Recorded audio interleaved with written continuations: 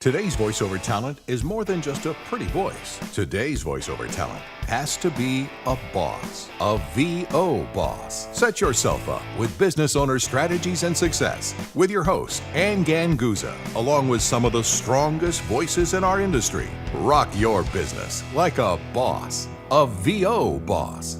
Welcome, everybody, to the B.O.S. podcast. I'm Anne Ganguzza, your host, along with my lovely co-host, Gabby Nistico. Hey, Gabby. Hi, Anne. Gabby, we have a really special guest here, a very close friend of mine. She actually lives really close to me, and a colleague in the VO industry who is really.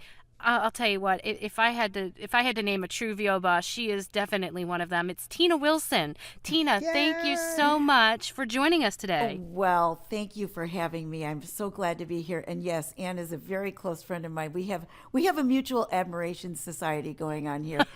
And I haven't talked to Gabby in a long time. I know. It seems like it's been forever since I've seen you, but It has been. yeah, I think I'm trying to remember, Tina, if I'm right, the first time we met was actually at one of Anne's events, wasn't it? You know, I think so. And then I think saw so, too. you. I saw you at a conference at Yes, one of the Yep, voice yep, yep. conventions. one of the voice That's what I thought. conventions. Yes, Yep. and that was the last time I saw you. Wow. I'll tell you what, I'm so excited that you're here on the show. It has been a long time coming. I have wanted to, if I can just be personal here for a minute, I have wanted to interview Tina for years now because Tina to me is such an inspiration. To you, honestly, you are a VO boss thank of you. the highest caliber. And Tina, you are one of the reasons that I was inspired to start my career education scholarship fund, because you, Tina, are in this industry. You are in the trenches. You are every day out there doing the work and just hustling and doing everything you can so that you can survive in this industry. And you've got a specific set of challenges. So for those of you, for our listeners that don't know Tina, tell us a little bit about yourself and how you got involved in voiceover. Well, it's kind of interesting. I have been blind since birth, and I was always in the music industry. I've always loved show business, and I still am in the music industry in a lot of ways. Have always, since I've grown up, been musical, sang with jazz bands, country music bands. But when I moved out to California, probably about 15, 16 years ago, I heard about this school very close to where I live that offered voiceover classes. And I always thought it would be kind of interesting to try one and see what one was like. And I thought, okay, I'll take a 6-week class and then I'll have a good time with it. And then it'll get out of my system. I'll say, okay, I took acting. That was it. Wrong. It definitely, after that one class, I fell in love with this field. And I think you have to have a passion for it to be able to do it. And I just fell in love with it to the point where I said, oh my gosh, I wish I could take every class, that's offered. So that's kind of how I started getting into it. So, Tina, you got bit by the acting bug. We've all been there. We know how that goes. Right. Tell us a little bit about the day-to-day challenges and the things that you experience day-to-day as a voice actress. Well, I, of course, had my demo done like everyone else, went into the studio, had my demo done, and started finding out the agencies, the production companies, the list of leads, people who to send it to. But what I do on a daily basis is I happen to have a screen reading program on my computer since I have no vision, and it reads everything to me. The challenge is that for someone that uses a mouse and is just able to click on something, you can just go right to it within a matter of seconds. For me, I only use keystrokes. So even when I'm doing internet research to market to different companies, it takes a lot longer to look up the information that I need to look up. It's just a part of what I have to do. And when I do receive a script, I get the script, the audition or the script that I'm going to be recording on my email. The screen reading program called JAWS reads it to me on my email. Then I braille the copy of the script and then go in and record it and then do the editing through SoundForge, my SoundForge software. Wow. So That alone is just so impressive, Holy moly. right? And can I just say, Tina, I just want to interject. When you're talking about doing research on the internet, Tina has for years contacted me. She's on social media, and it's just amazing to me the things that you can do with the internet, but yet the internet sometimes can hold you back because there are websites mostly there are websites that are not compliant with your software that you can understand or can communicate with your software. So there'll be times sometimes Tina will say, I can't upload my demos because this site is not accepting it. And things that I don't think about and that I take for granted, Tina will be like, okay, so here's my resume, but I need somebody to help me format it. Like, I just don't even think of these things. And I think, Tina, at one time I said to you in an email, I said, well, just look at the PDF. And you're like, and so kudos to you for handling and doing all that. And it probably takes you twice as long to do an audition. Is that correct? It does. Well, even websites, every website is designed differently. I wish that all websites had headings on them, because to me, if I can go into a link, go to a heading, I can easily down arrow from the heading and find exactly what I need to find. But websites are designed differently, basically. And even when I fill out profiles on certain voiceover websites that I want to be listed on, sometimes I have to wait until an assistant comes over to help me fill out the profile. A lot of social media sites, unfortunately, are really not a lot and not all, but quite a few of them are unfortunately not user-friendly to people who are blind or visually impaired. And so it makes it really tough. There's a lot of steps that I have to go through, but at the same time, I wouldn't be doing it if I didn't have the love of it. Well, most definitely. I mean, look, I think we can all say that because we have a passion for it. But at the same time, I don't know how many of us with your particular situation would go, I don't know if I could do this. I mean, it's really, really impressive.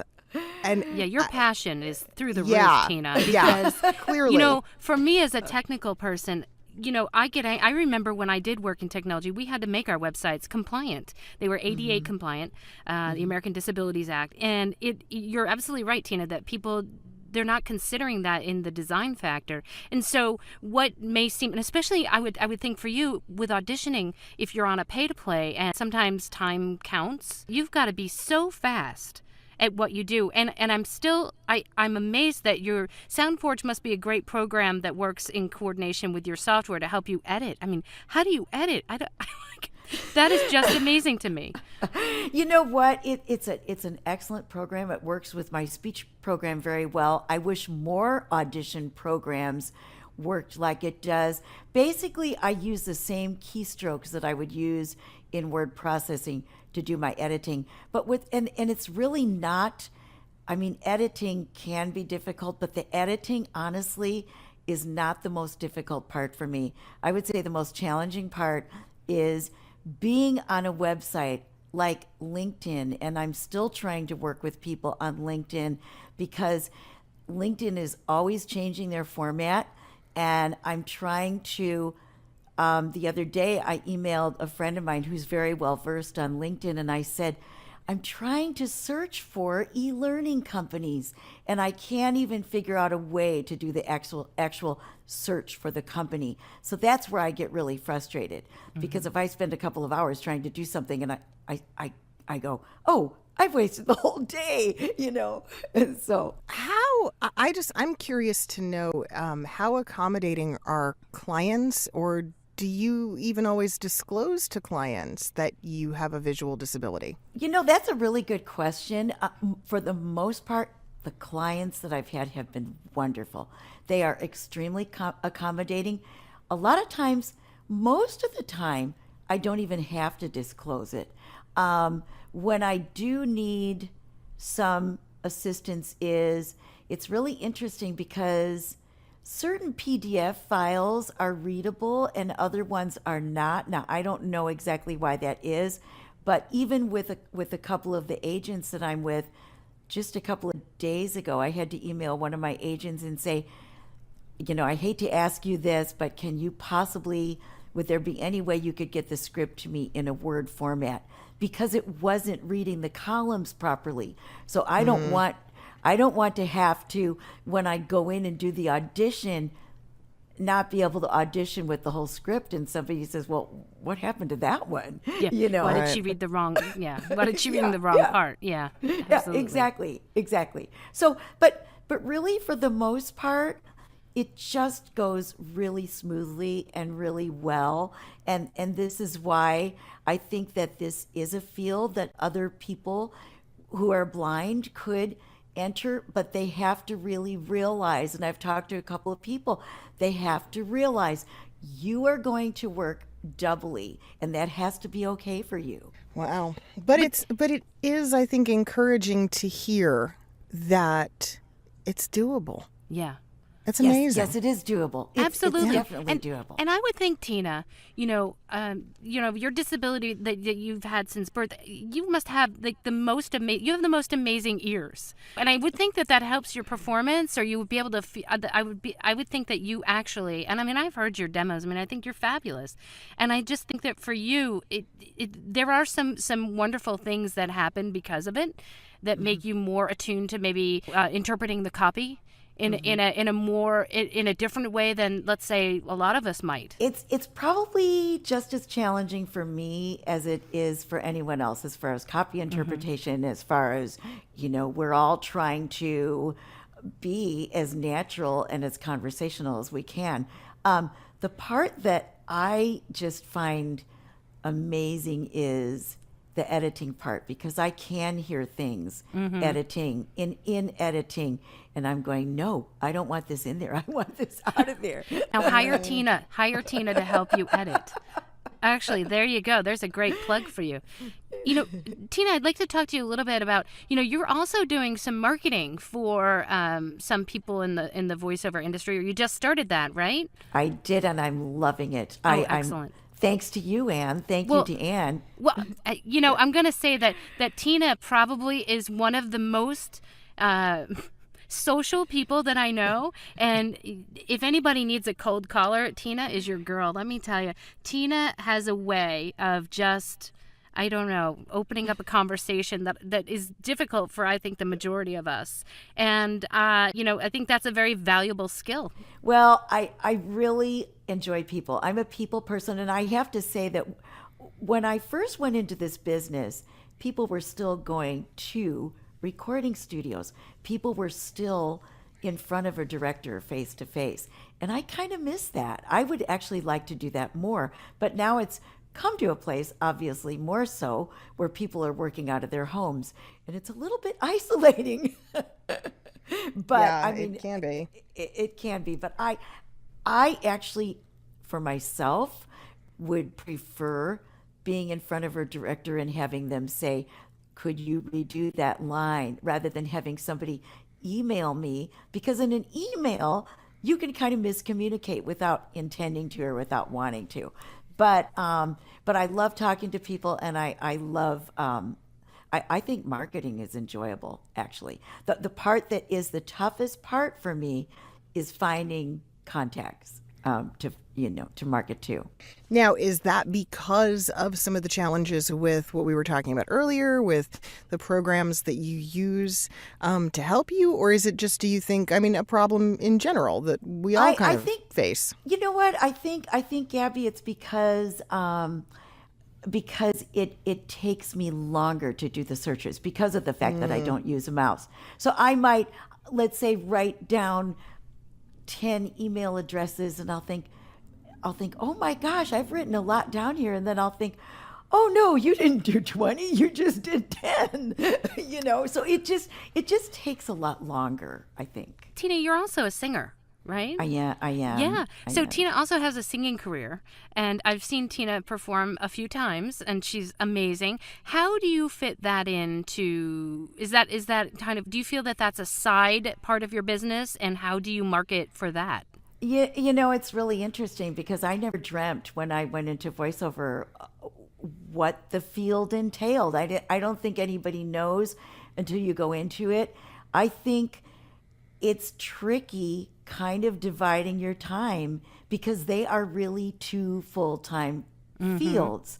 So let's say I have a CD and I want to market that CD to people, to clubs, to jazz clubs or whatever. You kind of need to be out marketing that CD, going to jam sessions, sitting in with bands. But then if you have a job that you need to complete, a voiceover job, you need to be editing in the studio. So it can be a little difficult not being able to be in two places at once. But I love both fields, absolutely have a passion for both fields, and I definitely have not given up my music at all. I think it's something we can all relate to. I mean, I say all the time, if only I could clone myself and have a second version of me for more hours in the day, it would be great.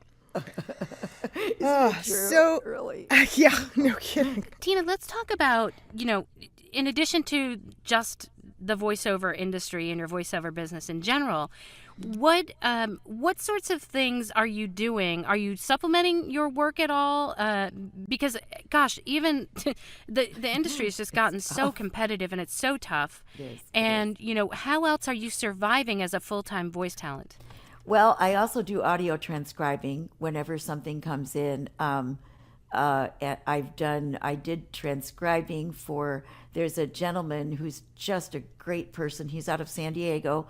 His name is Tony Paranello, and he wrote a book on, he writes sales books. He wrote one called Selling to Vito and several others. And I happened to take a class with him one time. I think it was on Skype, and it was about marketing. And after the class, I emailed him. I said, if you ever need anything, let me know. And he emailed me back and he said, I may need some transcription. So every once in a while, I transcribe his internet radio shows. And so this is what I What a great networker, Tina. That's networking like a boss, girl. Now, I've got a question that's going to be a little bit personal. I know for me and a lot of other voice actors, when we decided at some point that this was our dream, this was our passion, there were more than a few naysayers in our lives. Family members, close friends who went, "What, are you crazy? You're going to be what? You're going to do what? Why? What's wrong with you?"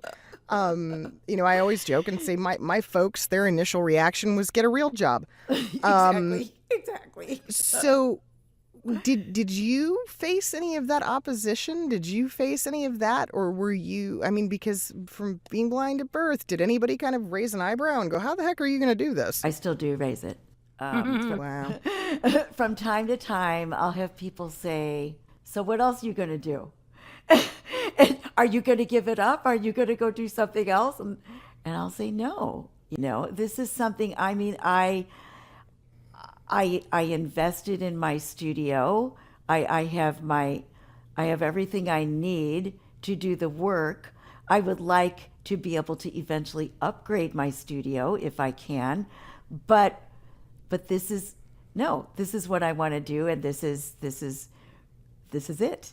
But yes, Yeah. I think we all have that, and I still do, because I think there are a lot of people, obviously, who aren't in this business, who don't understand the business, who don't understand what it takes. I've actually had people say to me, well, what does an agent do for you? They don't do that much, do they? Oh. And I'll say, you really have to understand what their days are like, or what the ad agency person's days are like. We all have our occupations, and people who aren't in this business really have no idea. It's true. Isn't that true? Tina, if you had one piece of advice that you could give people coming into this industry, what would it be? To narrow it down. She's got lots of advice. How about two pieces of advice? Okay, we'll take two. All right. First of all, I would say before you officially decide to go into it, find out everything you can about the business, what it involves, talk to people, see if you can do your research, do your homework, find out who's in the industry and try and get in contact with them to find out all about the business. Then if you are serious about it, you decide to get into it, practice, practice, practice. If your heart's in it, you're not going to let anything discourage you. A lot of times when I get asked, I'll get calls, and I'll get calls from people who are blind about getting into this because unfortunately there's a very high unemployment rate among people who are blind, and they're always looking for something to get into, something new. Wow, Tina. You know, you are just such an inspiration to me, and I think to many, many people out there. And we so appreciate that you're here with us today and that you took the time to talk with us and to inspire us. Thank you for that, Tina. Well, Anne, you inspire me. Honestly, I'm not kidding. She's inspired me from the moment I met her. Really. Oh, Oh, we you all too, love Gabby. Fest. Love Fest. thank you. Exactly.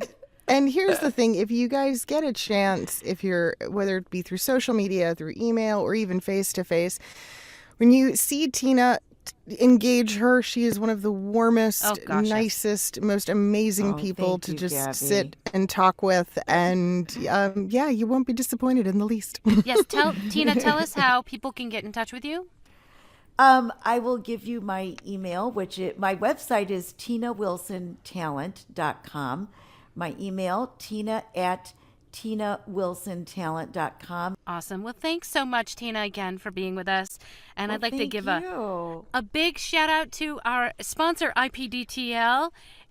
You too can sound like a boss and record like a boss. Find out more at ipdtl.com. And the coolest thing is you're doing an IPDTL with Tina. link 2 ways in the same house. Yeah, we That's are. nuts. That is Amazing. nuts. You It's can't. I don't think there's amazing. any other piece of technology you can do that with. I know. So, It's yeah, fantastic. amazing. Yes, we are breaking barriers here. Unbelievable. So We are. from all of us at the V.O.S. podcast, have a great week. Stay focused and rock your business like Tina Wilson. Like a boss. Tina, yeah, like a boss, a VO boss. Don't forget to like us on Facebook at VO Boss Podcast and Twitter at VO_boss. And subscribe to us on iTunes or Stitcher, and make sure to check out VOBoss.com for exclusive content and offers. Tina, we love you. Thanks again. Love you both. Talk to Thank y'all next you. week. Bye. Bye. Join us next week for another edition of V.O.S. with your hosts, Anne Ganguzza and Gabby Nisterko. All rights reserved. Anne Ganguzza voice talent in association with 3 Moon Media. Redistribution with permission. Coast to coast connectivity via IPDTL.